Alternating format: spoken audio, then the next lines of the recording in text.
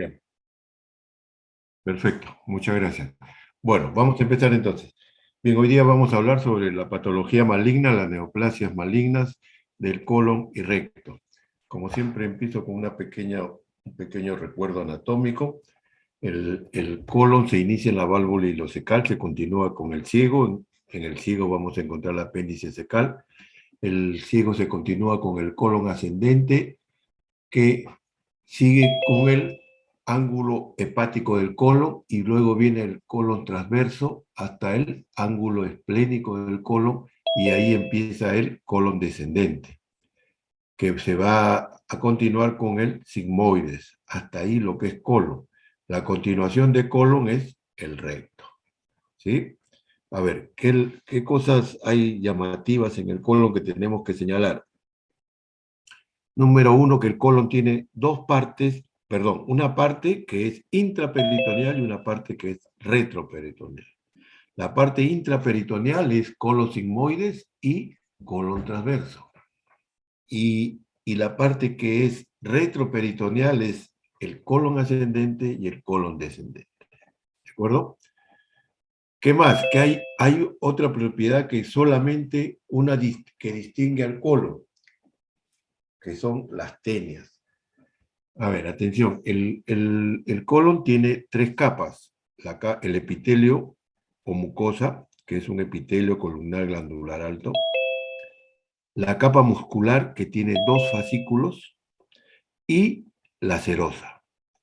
La capa muscular, les decía que tiene dos capítulos, perdón, dos fascículos. Se me corre esto. Circular interna y longitudinal externa. ¿Cuál es la característica acá? Que el fascículo longitudinal externo es incompleta. ¿Qué significa incompleta?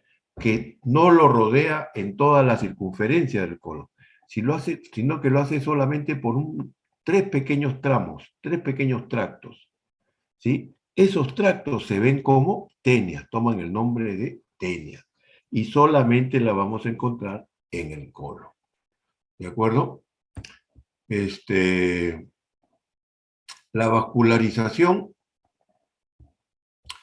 va a estar dada por la mesentérica superior, que va a dar la ileocólica, la cólica derecha y la cólica media, y que van a irrigar la parte terminal del ilion y el colon derecho. Mientras que la mesentérica inferior va a dar como rama la cólica izquierda, que va a irrigar el colon transverso distal y el colon descendente, va a dar la arteria sigmoidea, que va a irrigar el sigmoides, y finalmente el recto va a ser una rama terminal de la arteria mesentérica inferior, que toma el nombre de arteria hemorroidal superior. Actualmente se le conoce más como rectal superior. Muy bien, entonces tenemos dos territorios, un territorio de la mesentérica superior y un territorio de la mesentérica inferior. Ambos territorios se ponen en contacto a través de una arteria que se llama arteria de arco de Riolano, que va a comunicar a este nivel. Y también por la arteria de Drummond o arteria marginal de Drummond, que es esta de acá, que va a comunicar el territorio de la mesentérica superior con el territorio de la mesentérica inferior. ¿De acuerdo? Aquí pueden ver mejor el arco de Riolano y acá la arteria marginal de Drummond. El drenaje venoso, cuando es colon, todo esa vena porta, es decir, a circulación portal. A circulación portal. El recto es la continuación del sigmoides. El recto, a diferencia del colon, es extraperitoneal. Por lo tanto, el colon no va a tener serosa. Repito, el colon no va a tener serosa, solamente va a tener un epitelio, la mucosa, que es igual a la del colon, columnar glandular alto, y una capa muscular que tiene sus dos fascículos, circular interna y longitudinal externa. En este caso, la longitudinal externa es completa. a diferencia de lo que era el colon. Por lo tanto, en el recto no tenemos tenias. En el recto no tenemos tenias. ¿De acuerdo? El recto mide medida con instrumento rígido de 12 a 15 centímetros. Lo vamos a dividir en tercios, superior, medio e inferior. Y acá tengo la división, para después volver acá. Tomamos como base el margen anal, es decir, cuando aparece la piel alrededor del ano. Y de 0, que es el margen anal, a 7, tercio inferior, de 7 a 11, tercio medio, de 11 a 15, tercio superior. Algunos le cambian a esta nomenclatura y le llaman proximal, medio o distal. Es lo mismo, ¿de acuerdo? Y esto lo digo ¿por qué? Porque es importante cuando hablamos de la vascularización del recto. Yo les decía que la rama terminal de la arteria mesentérica inferior toma el nombre de arteria hemorroidal o rectal superior. ¿Sí? Esta arteria va a irrigar el recto superior y medio. El recto superior y medio.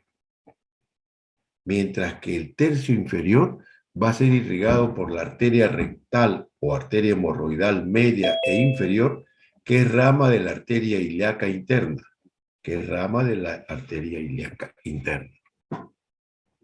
Por lo tanto, el drenaje venoso del tercio superior y medio, ¿hacia dónde va a ser? Hacia vena mesentérica inferior, va a llegar a la vena porta.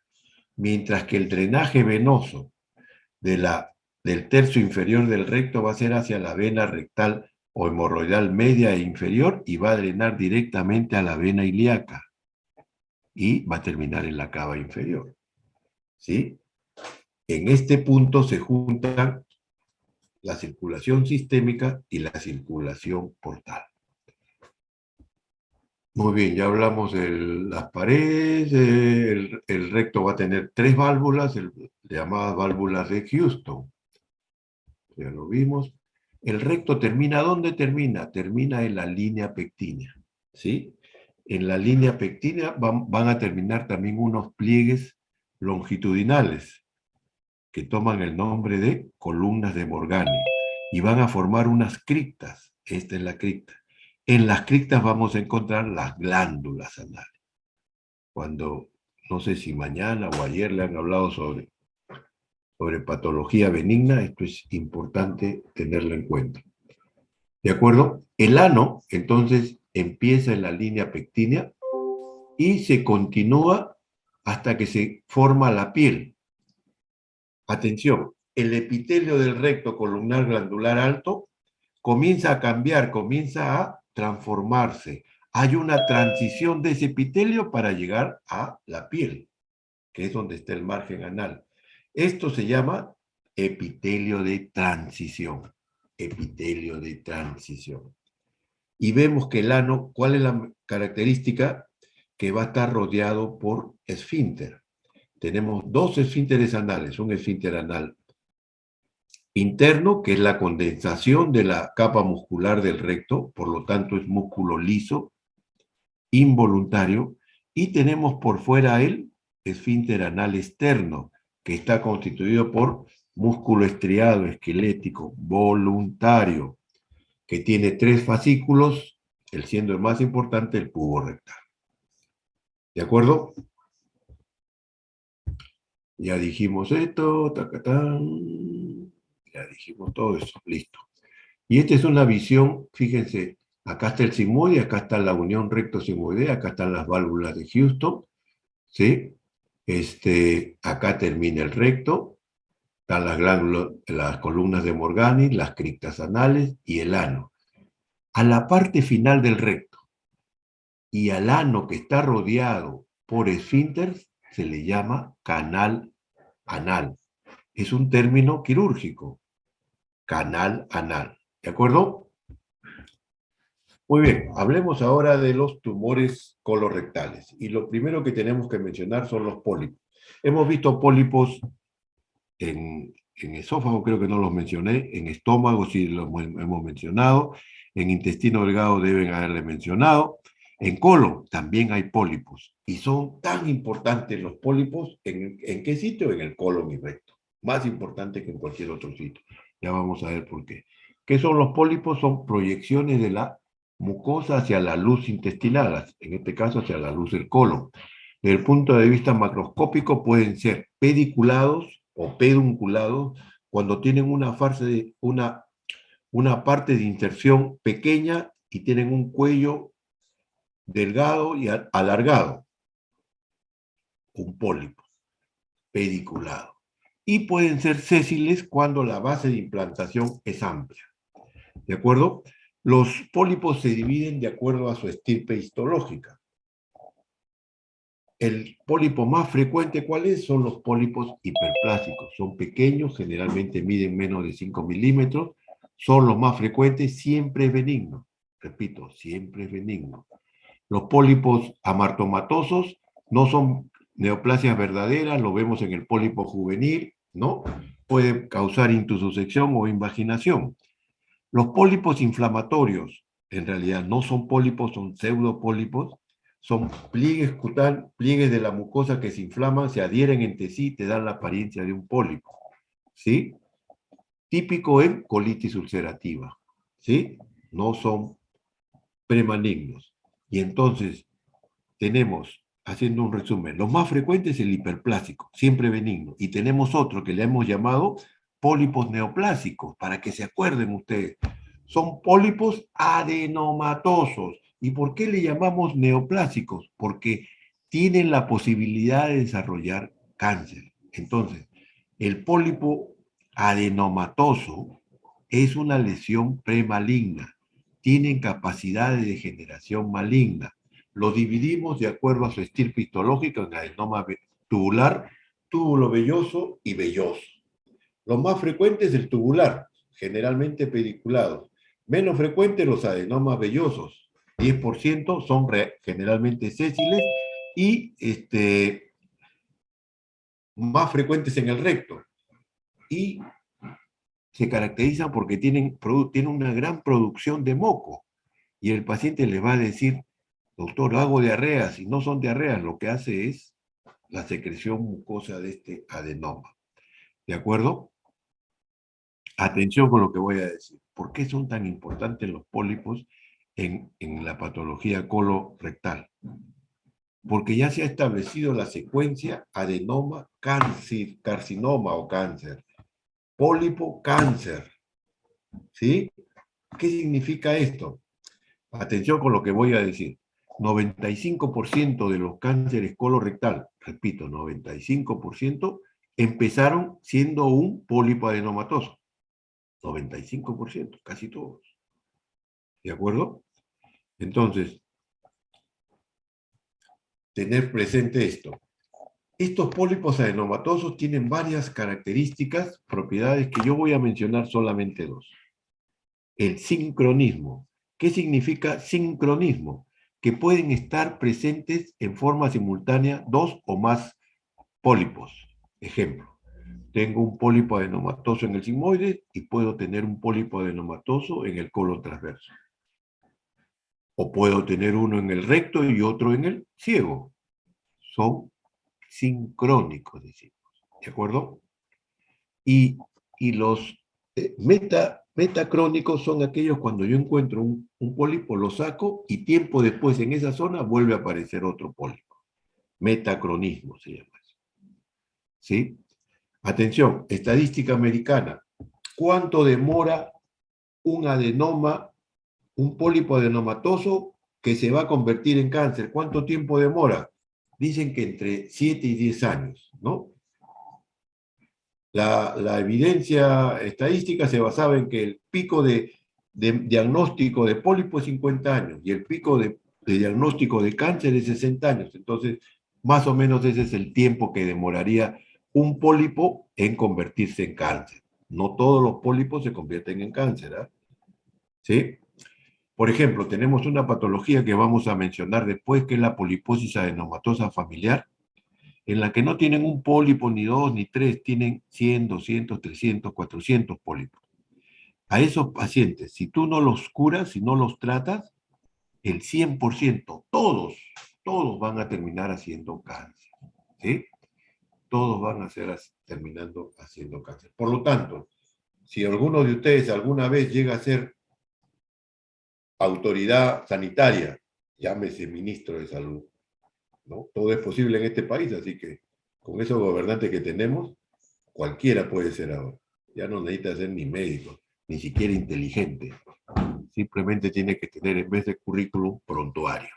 Listo, volvemos. Ya me perdí, ¿a dónde estábamos? ¿Qué nos interesaría diagnosticar? ¿Cánceres o pólipos? Obviamente, pólipos, ¿no es cierto? Así que ya voy a ampliar esto. Las lesiones moleculares van a estar en los cromosomas 5, 17 y 19. Este es un cuadro que encontré en una literatura que me pareció interesante para que puedan tener ustedes una referencia. Este es el pólipo típico, fíjense, con su pedículo y su cabezota ahí, ¿no es cierto? Y fíjense cómo es una proyección de la mucosa hacia la luz. En este caso hay un adenocarcinoma en la cabeza, ¿sí? Entonces, ya cuando hicimos la revisión de oncología, vimos que hay una serie de genes que ya los hemos identificado en muchos de ellos, el APC, el CARRAS, el P53, que hemos dicho que es la última llave para llegar a cáncer, ¿no? Ya ustedes lo conocen. ¿Cuál es el potencial maligno de acuerdo al tamaño y el estirpe histológica? Mientras más grande es mayor la posibilidad de que ese pólipo contenga un cáncer. Cuando tienen más de 2 centímetros, el 50% de los cánceres tienen ya degeneración maligna. Y desde el punto de vista histológico, los vellosos son los que degeneran con mayor frecuencia, 40% en algunas series hasta 60%. Si yo tengo un pólipo, atención, fíjense, acá. Esta es una colonoscopía, vemos acá la cabeza del pólipo, acá está su pedículo un poco grueso, pero ahí lo tenemos. Voy a sacar el pólipo, ¿sí? El gastroenterólogo, el endoscopista, mete su colonoscopio, por un canal de trabajo mete un catéter en asa, ¿no? Y lo ahorca, acá debería estar un poquito más arriba. Lo ahorca y lo quema y extrae el pólipo, y el pólipo lo mandamos al patólogo.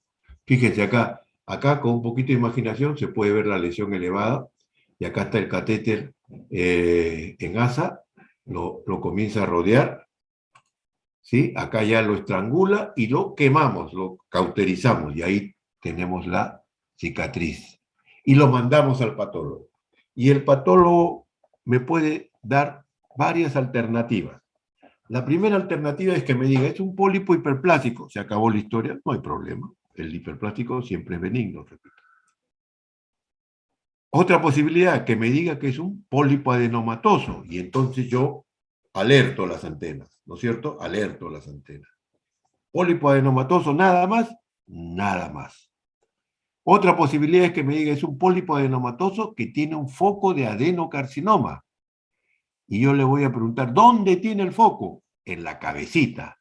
En el borde de sección, ¿hay? No hay. Está en la cabecita. ¿Será suficiente para tratar ese pólipo con cáncer? La siguiente pregunta es, ¿qué estirpe es? ¿Es un adenocarcinoma bien diferenciado, moderadamente diferenciado, o es indiferenciado o pobremente diferenciado? Si es bien diferenciado o moderadamente diferenciado y el borde de sección está libre, no hay invasión venosa ni linfática, el tratamiento es la polipectomía. Es suficiente. Sacarle ese pólipo con degeneración maligna. Listo. Hemos hecho una gran contribución a la salud de ese paciente. Pero si me dice que es en las mismas condiciones, pobremente diferenciado, borde libre de sección, no hay invasión linfática ni venosa, pero es indiferenciado, el paciente tiene que ser llevado a cirugía y hacer una cirugía radical que ya vamos a mencionar. ¿De acuerdo? Obviamente, si el borde de sección me sale comprometido, también va a cirugía radical. ¿De acuerdo? Entonces, muy importante los pólipos. También tenemos que hablar a propósito de ellos de los llamados síndromes de poliposis. El síndrome polipósico más conocido seguramente el síndrome de Peutz-Jeghers, desorden autosómico dominante, son lesiones hiperpigmentarias en los cambios mucocutáneos, labios, mucosa oral, en cara y dedos en los lechos unguiales, ¿no es cierto? Estos pólipos pueden sangrar, están asociados a pólipos amartomatosos, pero hay un riesgo de degeneración maligna. Entonces, en ellos se recomienda ¿qué cosa? Resección de los pólipos. Resección de los pólipos. La poliposis juvenil difusa es un desorden autosómico dominante igualmente, que comprende pólipos amartomatosos, pero también pólipos adenomatosos, adenomas decimos. ¿Qué decimos? ¿Qué sabemos de adenomas? Lesión premaligna. Puede traer complicaciones, intussusección, diarrea, riesgo de cáncer hasta un 10% según la literatura. ¿De acuerdo? Si tiene muchos pólipos se tendrá que sacar el colon, si el recto está comprometido, sacar el recto, eso se llama protectomía, entonces se hace una proctocolectomía total y se hace una ileostomía terminal definitiva. El síndrome de Cowden es un desorden también autosómico dominante, hay anormalidades mucocutáneas, pápulas orales y faciales, crecimiento tanto de manos y pies, se asocia a cáncer de mama, tiroides, útero. Y finalmente, el síndrome de Crohn-Canada son amartomas intestinales asociados a alopecia, hiperpigmentación cutánea y atrofia de uñas, manos y pies. Pero la reina de los síndromes polipósicos es la poliposis adenomatosa familiar, PAF, decimos. ¿Sí? ¿Cuándo decimos que un paciente tiene poliposis adenomatosa familiar? Primero, cuando tiene más de 100 pólipos en el colon y o en el recto. ¿Sí? No es que uno los ponga a contar uno por uno, sino que son tantos que decimos 100. ¿De acuerdo?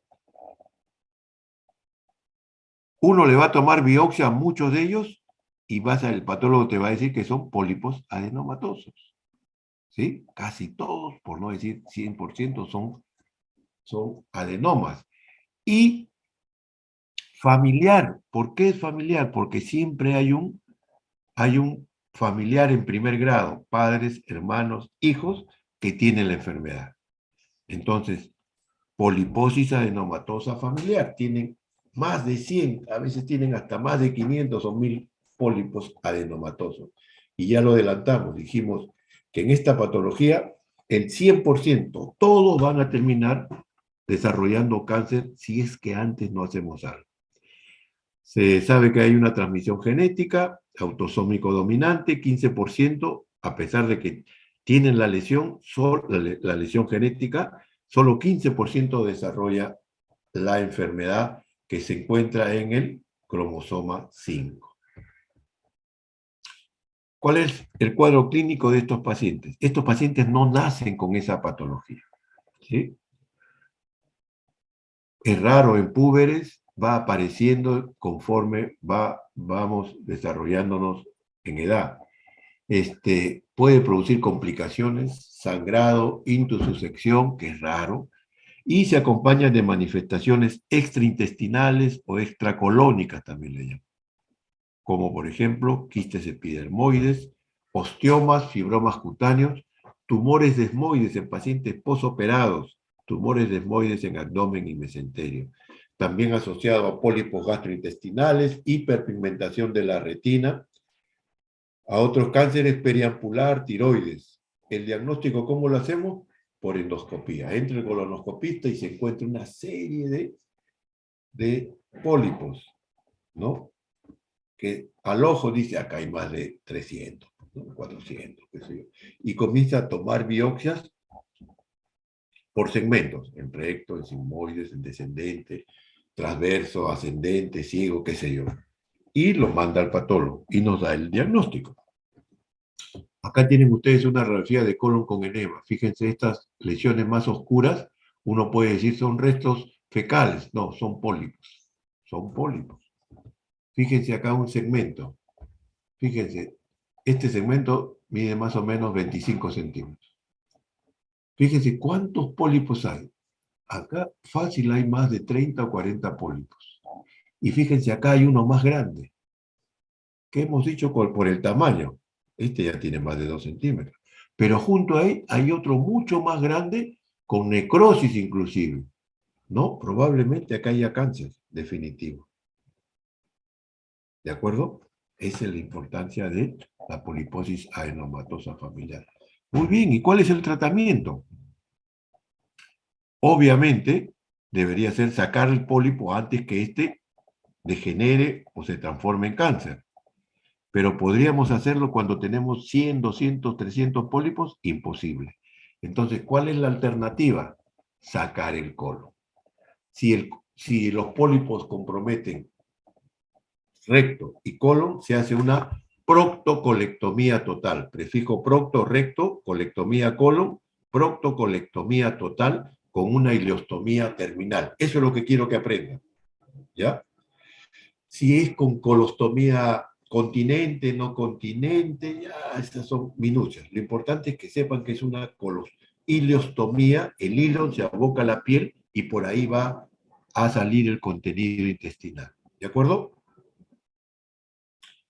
El síndrome de Gardner es un tipo de poliposis adenomatosa familiar que se asocia a osteomatosis, quistes epidermoides y fibromas de piel. Y el síndrome de Turco también es un tipo de poliposis adenomatosa familiar asociado a tumores del sistema nervioso central, glioblastomas, meduloblastomas. Y muy bien, y ahora llegamos a la estrella de esta clase, que es el cáncer colorectal, el carcinoma colorectal. Atención, atención con lo que voy a decir. Es el cáncer más común del tracto digestivo. ¿Sí? En el mundo, según la literatura, es el cáncer más frecuente en el tubo digestivo. Según la estadística peruana, el más frecuente es el cáncer gástrico. Cuando hablamos de cáncer gástrico, hice hincapié en eso. ¿De acuerdo? Ya les he contado que en el Hospital Revalliati nosotros hace más, ya 20 años que tenemos subdividido la patología y el cáncer colorectal supera al cáncer gástrico. Entonces, lo que pasa en el mundo pasa acá, pues no es que nosotros somos marcianos, ¿no? Aunque en algunas regiones de nuestro país deben haber habido marcianos, porque que poco desarrollo. Bueno, entonces, en el Perú, el cáncer más frecuente de tubo digestivo es estómago. En el mundo, colorectal. Es el tercer cáncer en mujeres después de pulmón y mama y el tercero también en hombres después de pulmón y próstata. Un americano tiene 5% de posibilidad de desarrollar cáncer colorectal en su vida. Y la mayoría de cánceres son detectados generalmente después de los 50 años. Antes de los 50 años decimos que es un paciente joven para el cáncer, aunque también es joven antes de 50 años, ¿no? El cáncer colorectal lo dividimos en dos grupos. Lo dividimos en dos grupos. El llamado cáncer que se origina en un pólipo, el llamado cáncer esporádico, que representa el 95% de los cánceres. Y el restante es un 5%, es un cáncer hereditario de origen no polipósico, que les adelanto es el síndrome de Lynch. Entonces ven ustedes la torta, una tajadita y el resto de la torta. ¿Sí? Morfológicamente, ¿dónde es más frecuente el cáncer colorectal? Por, por tradición, y se sigue todavía así, decimos que es más frecuente en el colon izquierdo, y el colon izquierdo involucra recto y sigmoides. ¿Sí? Sin embargo, hemos visto que en el cáncer de colon derecho ha ido en aumento en los últimos años y está subiendo su frecuencia. ¿Sí? De los factores etiológicos, ¿qué sabemos? Ya sabemos que el pólipo, la secuencia pólipo-cáncer, adenoma-carcinoma, ya lo sabemos, ¿sí? También hay que mencionar la enfermedad inflamatoria intestinal. Cuando yo me refiero a esta patología, me refiero a dos enfermedades: colitis ulcerativa y enfermedad de Crohn, ¿sí? ¿Dónde es más frecuente? En la colitis ulcerativa. 25% de las colitis ulcerativas terminan en cáncer. En la enfermedad de Crohn es menos frecuente. Estas dos enfermedades en nuestro medio son sumamente raras. Son sumamente raras. ¿Ah? Se han descrito factores dietéticos. Se dice que el incremento de grasas saturadas, comida chatarra, y el alcohol, cerveza, incrementa la incidencia de cáncer. Y que habría factores protectores, entre comillas, que disminuyen la ingesta de gran cantidad de fibras y calcio. Sin embargo, esto no está comprobado del todo, ¿de acuerdo? Y esto es lo que yo les decía, fíjense, en el colon derecho, colon ascendente y ciego, 25%, transverso, 15%, en nuestro medio es apenas 5%. Descendente, 5%, sigmoides, 25%, la unión recto-sigmoidea, 10%, recto, 20%.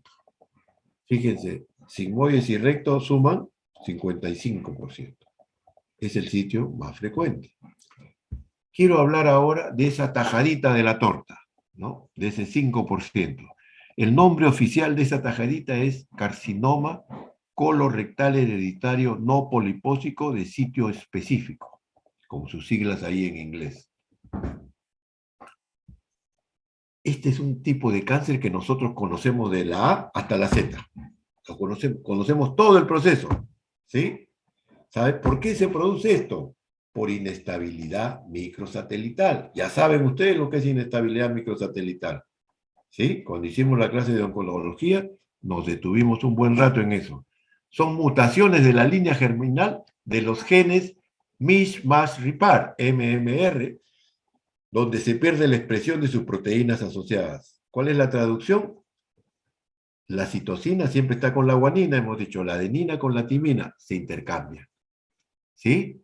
Son infieles a ese nivel y se forman DNA defectuosos. Cuando se produce la replicación, es decir, la formación de un nuevo DNA, existen mecanismos para detectar la calidad de ese DNA. Si detectan mal apareamiento, hacen la reparación. ¿Quién se encarga de esa reparación? El Mish-Mash Repar. Pero si estos no existen o están disminuidos, ¿cuál es la conclusión? Se van a formar DNA defectuosos que van a formar parte de un núcleo, de una célula, de un órgano y de un sistema, y que en algún momento disparan a cáncer. ¿De acuerdo? Y se han descrito dos. Lynch, fue un cirujano americano, lo describió en su empleada, que era una mexicana, ¿no? Que descubrió que el tío, el sobrino, el abuelo, el papá, todos tenían cáncer. ¿Sí? Es un desorden autosómico dominante. Predomina en los cánceres de colon, en colon proximal. Se caracteriza porque es sincrónico, atención, y se da en gente joven, promedio 44 años. ¿Sí? Es el llamado síndrome de Lynch tipo 1, porque Lynch supuso que esto solamente se daba en el colon. Pero es ilógico que el DNA defectuoso solamente forme parte de un núcleo de una célula del colon, no. Y como es lógico, aparece en cualquier célula. Y es lo que se llama síndrome de Lynch, síndrome de cáncer familiar, asociado a otro tipo de cánceres, el más frecuente en mujeres, endometrio. Pero puede estar en ovario, mama, estómago, linfoma, vías biliares, sistema nervioso central, leucemia, lo que ustedes quieran. ¿De acuerdo? Por eso se le llama cáncer familiar. Estos tipos de cánceres colorectales hereditarios de origen no polipósico tienen las características que generalmente son mucinosos o pobremente diferenciados. ¿Sí? y se ha descrito que sus lesiones están en los cromosomas 5 y 17. Antiguamente había los llamados criterios clínicos para detectar este tipo de patología. Son los llamados criterios de Ámsterdam, los voy a mencionar. Al menos 3 familiares asociados con este tipo de cáncer, no interesa que sea colon u otra ubicación. Un familiar afectado es siempre en primer grado, hay 2 generaciones sucesivas afectadas y es una persona diagnosticada antes de los 50 años. Entonces, conclusión, antes de los 50 años, piensa en esta patología. ¿Sí? Eh, También después se le agregó que son cánceres indiferenciados, más frecuente en colon derecho, cáncer en colon derecho, pero se puede dar en cualquier sitio, en recto también. ¿De acuerdo? Entonces, estos criterios de Amsterdam ya casi no se usan, lo usamos desde el punto de vista clínico. ¿Por qué? Porque ahorita dosamos los genes MMR, que son 6, y ya podemos dosarlos y podemos decirlo si están normales o están disminuidos o no existen. ¿De acuerdo? Si no existen, estamos frente a una patología de síndrome de Lynch. Acá para que vean, el cáncer colorectal se puede dar entre 24 y 75%, le sigue endometrio, muy cerca, pero después ovario, estómago, tracto urinario, intestino delgado, etc. Muy bien, volvemos a la torta completa. Volvemos a la torta completa. ¿Cómo se presenta el cuadro clínico de un cáncer colorectal? Vamos a describir 3 presentaciones: colon derecho, colon izquierdo y recto. ¿Sí? Empecemos con el cáncer de colon derecho. La característica del tumor de colon derecho es que es un tumor exofítico, crece hacia la luz, prolifera hacia la luz, ¿sí? Y va a producir un sangrado microscópico que te va a llevar a una anemia ferropénica, ¿sí? Y es crónico que el paciente está con 7 de hemoglobina y no tiene mayores molestias, porque es forma crónica, su organismo se ha ido adaptando. A veces se puede tocar ese bulto en el colon derecho. Se puede tocar una masa abdominal. A esto asócienle pérdida de peso, ¿no? Y ahí tenemos el cuadro típico de un cáncer de colon derecho.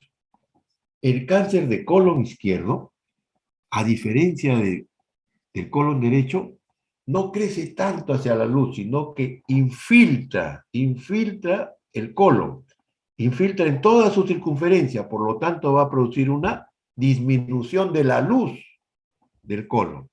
Y vamos a tener como características clínicas cambios en el ritmo evacuatorio. El paciente le va a decir: doctor, yo era un relojito, todos los días 6 de la mañana sentadito en mi trono, hacía mi deposición, tranquilo. Pero de hace 6, 8, un año,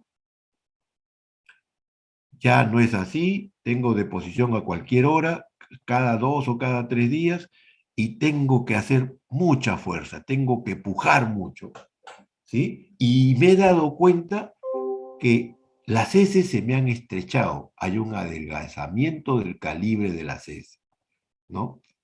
Algunas veces el paciente te va a decir: doctor, he hecho mi deposición y he visto rasgos de sangre, ¿no? Rasgos de sangre.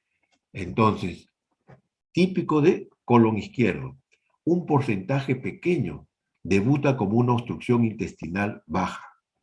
Cierra la luz y el paciente va a venir con una marcada distensión abdominal, náuseas, vómitos, no elimina flatos, no hace deposiciones y los vómitos pueden ser fecaloideos. ¿De acuerdo? Cáncer de colon izquierdo. Y la última presentación es el cáncer de recto.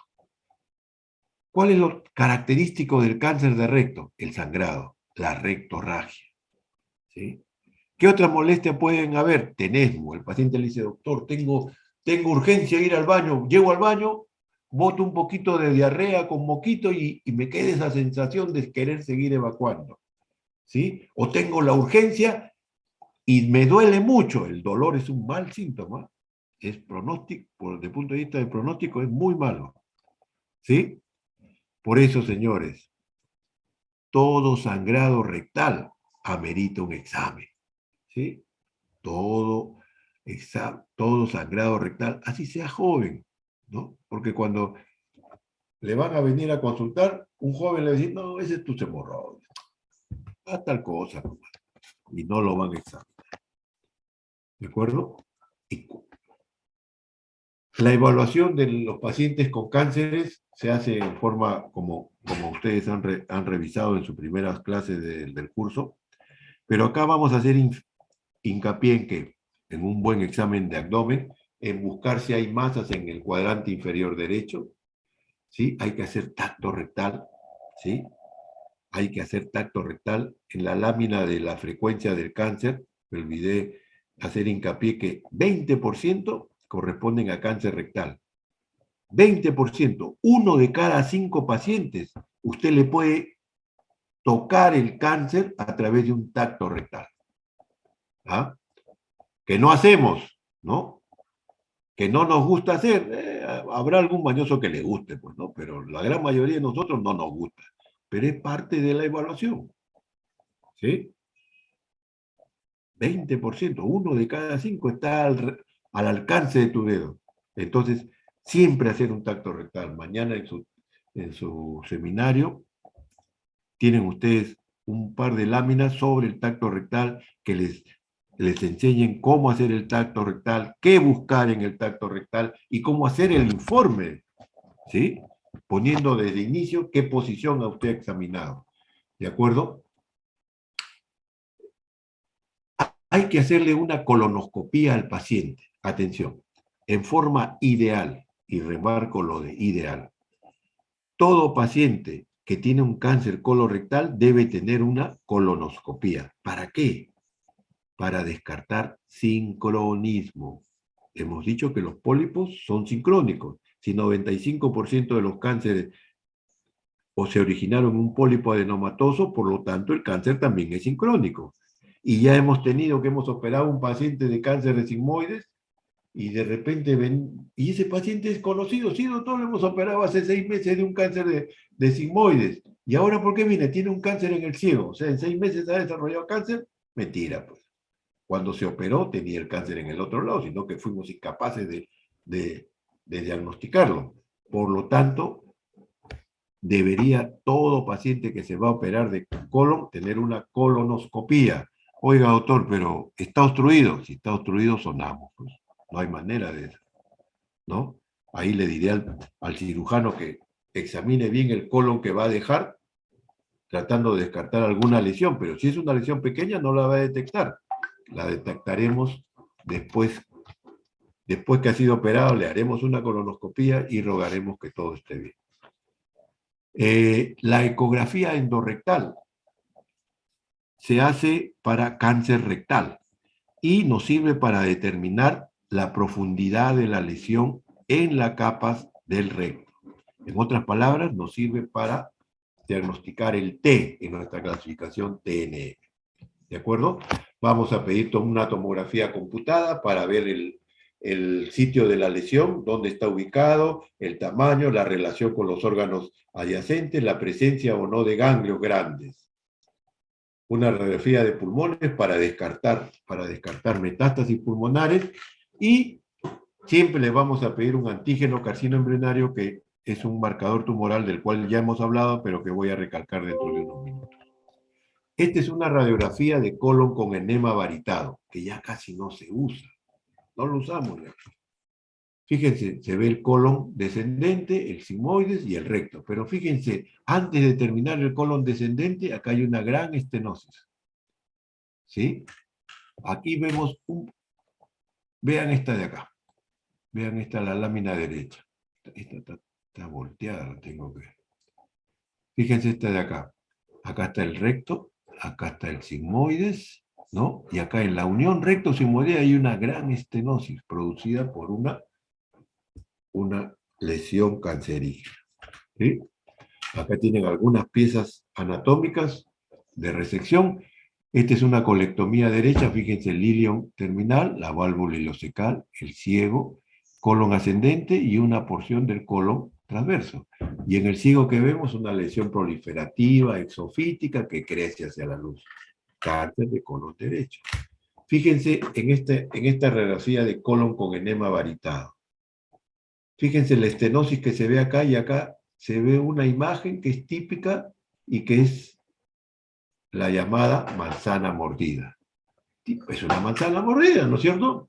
Entonces, típico de un cáncer de colon izquierdo. Y cuando ven acá, fíjense, acá han sacado una porción, lo han cortado a lo largo y todo se abre, pero donde está el tumor no se abre muy poco. ¿Por qué? Porque el tumor invade en toda la circunferencia, en toda la circunferencia.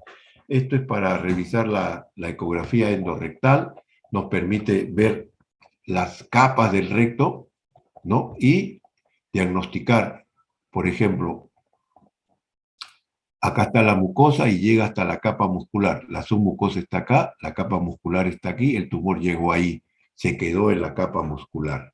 ¿De acuerdo? ¿Cuál es el tratamiento del cáncer colorectal? Es quirúrgico. Solamente es quirúrgico. Dos palabras sobre la preparación del colon. A ver, el razonamiento es el siguiente, ¿no? Nosotros en cada gramo de heces tenemos 10 a la 12 de bacterias por gramo. O sea, imagínense la cantidad de bacterias que tenemos en el colon. Entonces alguien dijo, ¿cómo voy a resecar y cortar y hacer anastomosis si está toda la zona contaminada? Hay que limpiar el colon. Y a eso se le llama la preparación mecánica del colon. Al inicio usábamos enemas, después usábamos manitol, después usamos cloruro de sodio, actualmente usamos polietilenglicol y fosfato de sodio también.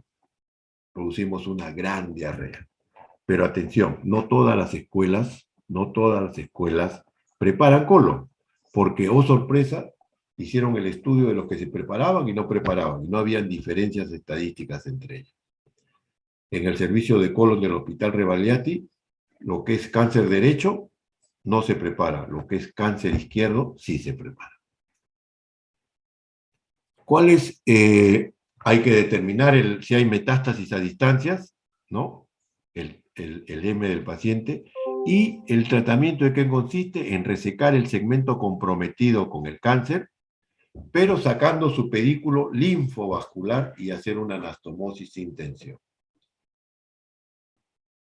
Al tratamiento quirúrgico se hace la terapia complementaria que puede ser la quimioterapia, que ya vamos a mencionar.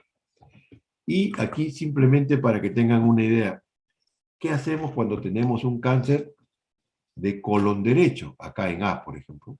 Hago una colectomía derecha, saco todo el colon derecho y el tercio proximal del transverso y hago una anastomosis del ilion al colon transverso. Si está en el ángulo hepático, saco el colon derecho y me voy hasta 2/3 del colon transverso. Y hago una anastomosis del ilion. Anastomosis significa unión. Del ilion al colon transverso. Si está en el transverso, algunas escuelas sacaban el transverso simplemente. La mayoría de escuelas lo que hacemos es una colectomía derecha ampliada hasta el ángulo esplénico y hacemos una anastomosis de de ilion con el colon descendente. ¿Sí? Acá lo tienen ustedes. Tumor acá, una colectomía derecha ampliada. ¿Sí? Si el tumor está en el transverso distal, ángulo esplénico, se hace una colectomía izquierda, se saca tercio distal del colon transverso y el colon descendente y se hace una anastomosis colónica entre el colon transverso y el colon sigmoide. Si el tumor está solamente en sigmoides, se saca el sigmoides nada más, por ejemplo acá, se saca el sigmoides, ¿sí? En todos los casos se saca con el epiplon, la mitad del epiplon que le corresponde, o mentectomía, derecha o izquierda. Lo mismo acá, ya hemos dicho. Eso es en relación al cáncer de colon. ¿Qué pasa con el cáncer de recto?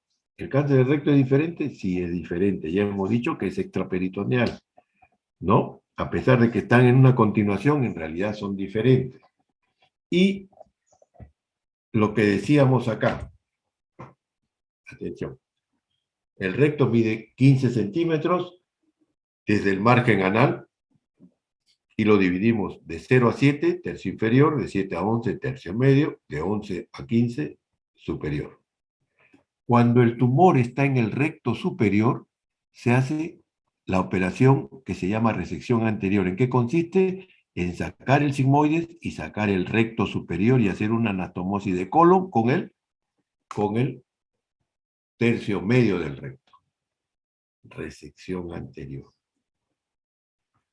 Si el cáncer está en el tercio medio, voy a sacar el sigmoide, voy a sacar el tercio superior y tercio medio del recto y hago una anastomosis del colon con el tercio inferior del recto.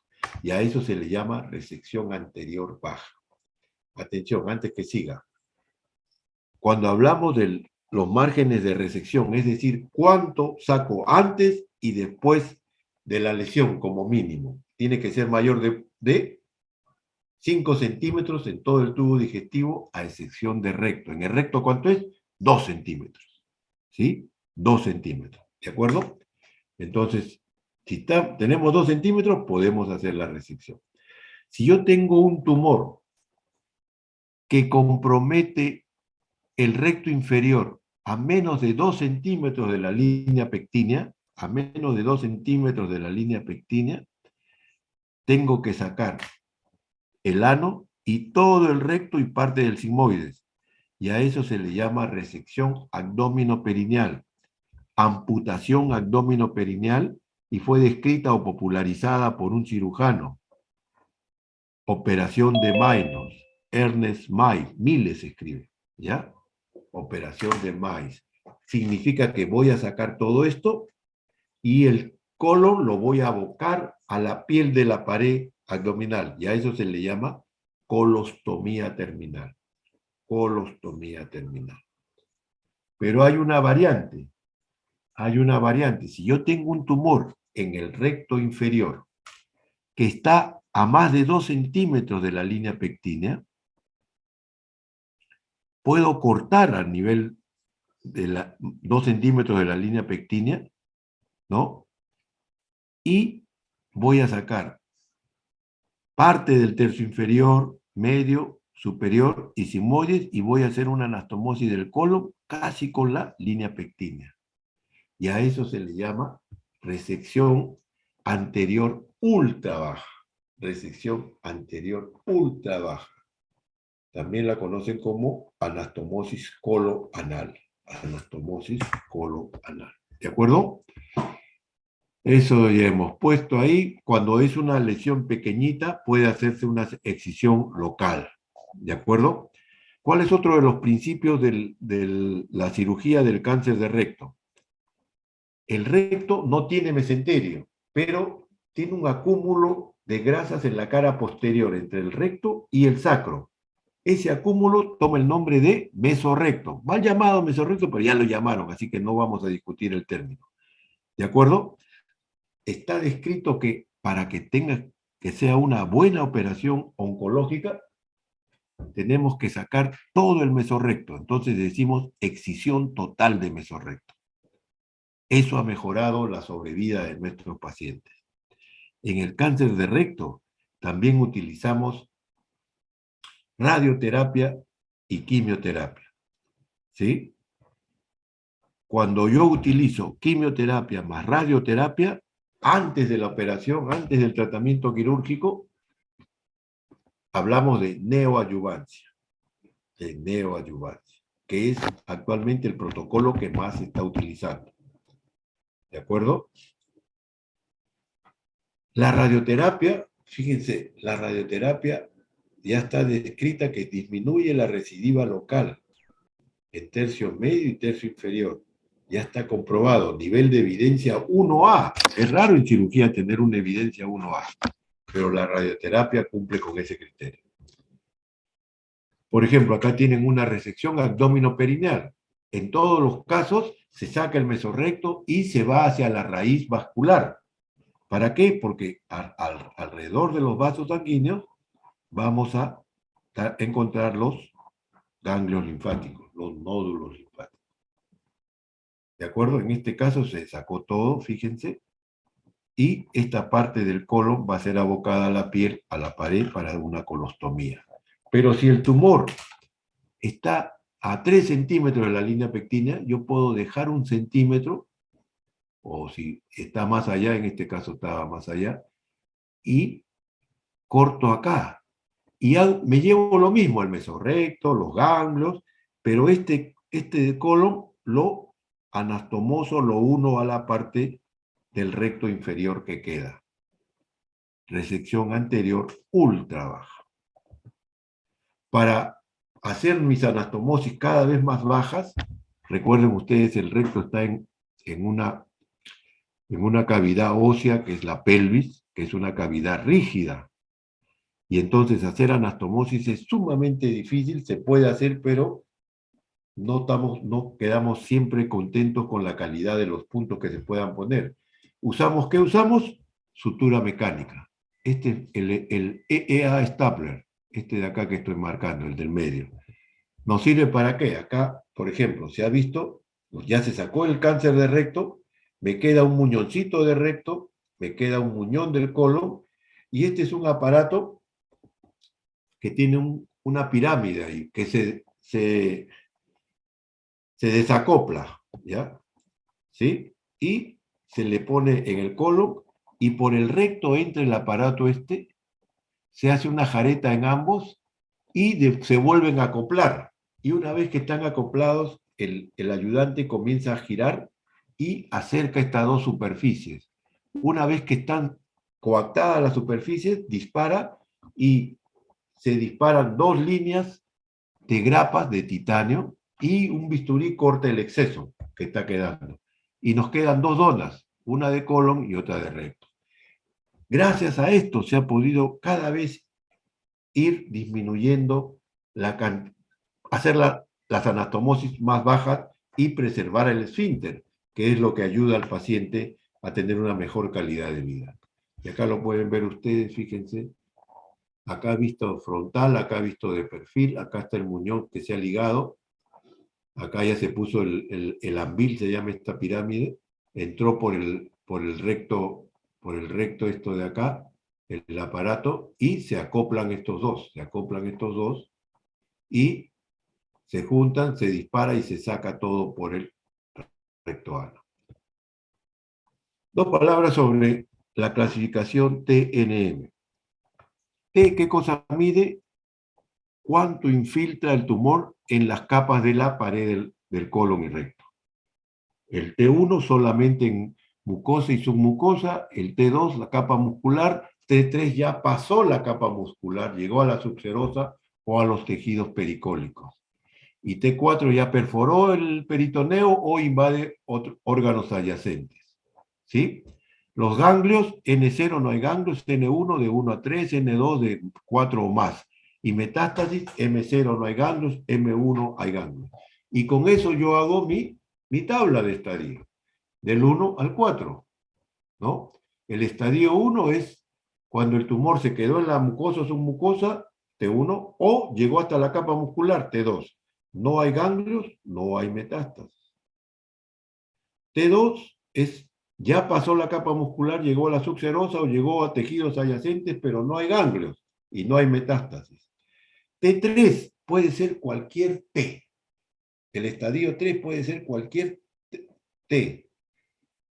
Pero basta que haya un ganglio comprometido y no haya metástasis, se convierte en estadio 3. Y el estadio 4 puede ser cualquier T, puede ser cualquier N, si hay metástasis a distancia. Un M1 es estadio 4. ¿Y esto por qué es importante? Porque fíjense la sobrevida a los 5 años. Ya lo hemos dicho, el cáncer se da la sobrevida siempre a los 5 años. A los 5 años declaramos curado al paciente.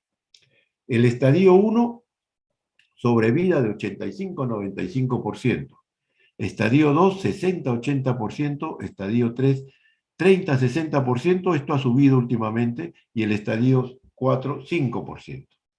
Además, que nos sirve para hacer pronóstico, porque alguien me va a decir, oye, ¿cuál es mi posibilidad de vivir? ¿Qué estadio ha sido? ¿Ha sido un estadio 2? Bueno, tienes entre 60 y 80% de llegar vivo a los 5 años. para eso sirve. Pero también sirve para el manejo. El estadio 1 y 2 es manejo quirúrgico, solo quirúrgico. Estadio 3 es manejo quirúrgico seguido de quimioterapia, adyuvancia, de quimioterapia. Y el estadio 3, el estadio 4, hay una serie de estudios, cuando se habla de metástasis hepáticas, que todavía están en fase de consolidación, pero en estadio 4 el pronóstico es realmente malo, salvo que tengan metástasis únicas en hígado, donde ahí sí se puede intentar hacer la resección de la metástasis de hígado. ¿Cómo hacemos el seguimiento de los pacientes? Y acá pueden variar de hospital a hospital, de universidad a universidad. ¿Qué hacemos nosotros en el Revalidati? Nosotros hacemos colonoscopía cada año, los 3 primeros años, y al final del quinto, como precaución simplemente. Tomografía, hacemos tomografía anual. El antígeno carcinomonario, ya mencionamos, es un marcador tumoral, ¿no? Es el indicador más sensitivo de recurrencia, es una glucoproteína, ¿sí? Que puede estar aumentada en algunos procesos benignos. Y entonces yo le digo a mi paciente, yo lo voy a controlar cada 3 meses, los 3 primeros años y después cada 6 años, cada 6 meses, el cuarto y quinto año. Y siempre le digo, le voy a pedir el SEA. Y el SEA, si el SEA se mantiene, yo lo considero anormal hasta 5, otros consideran hasta 3 nanogramos. Si está por debajo de eso, no hay problema, ¿sí? Pero si se eleva el SEA, ¿qué hacemos? Tenemos que buscar recurrencia. Nueva colonoscopía, ecografía, tomografía, ¿de acuerdo? Y si no detectamos, hay un examen que se llama el PET scan, que sirve para esto, para detectar metástasis ocultas. ¿De acuerdo? Muy bien, hasta ahí lo que es cáncer colorectal. Mañana ustedes van a tener la discusión de sus casos clínicos, van a responder en los dos cuáles son los diagnósticos probables, ya sé que todo va a ser cáncer de colon o cáncer de recto, pero la idea es que ustedes elaboren el razonamiento para llegar a ese diagnóstico, ¿no? De acuerdo a las características de la historia, a los exámenes que ustedes pedirían o realizarían, ¿no? Y o qué estudios necesitan ampliarse y cuáles son las opciones del tratamiento. Tienen una mujer de 67 años con anemia transferida de hematología y tienen un hombre de 74 años con dolor abdominal y que tiene, acá como dice, se siente raro al defecar y nunca siente que ha evacuado por completo. Ya, a eso le llamamos tener. Muy bien, señores, hasta aquí mi parte. No sé si tuvieran alguna pregunta. ¿No hay ninguna pregunta? Muy bien. Gracias, hasta luego.